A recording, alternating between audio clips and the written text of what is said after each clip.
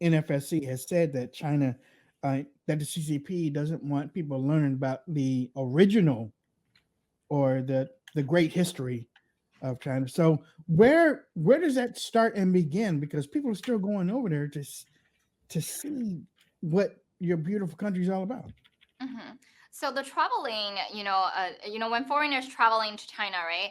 Everything looked very normal, Mhm. or at least on the surface level, they probably wouldn't feel anything. However, millions of cameras were installed on each street that you walk, right? And millions of surveillance devices are being installed in the hotel that you lived. So it is really, easy for No the Chinese privacy. Communist Party to record any tapes that you Definitely. probably don't want to see, and had any recordings on the videos of your conversations, that could happen in any of the rooms or any of the hotel rooms in China.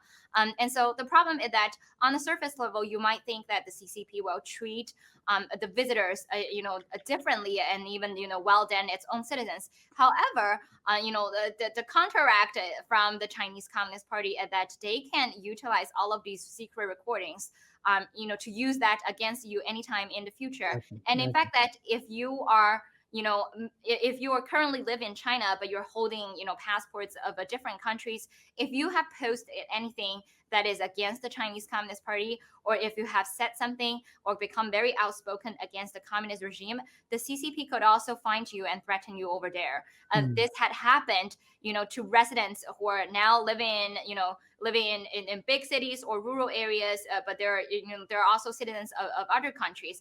I'll name, one businessman who is a Chinese Canadian, and Xiao Jianhua. He disappeared in 2018 in Hong Kong, simply because that the CCP wants to arrest him, and to rip off his wealth, because he used to work for the Chinese Communist Party as one of the proxies and agents.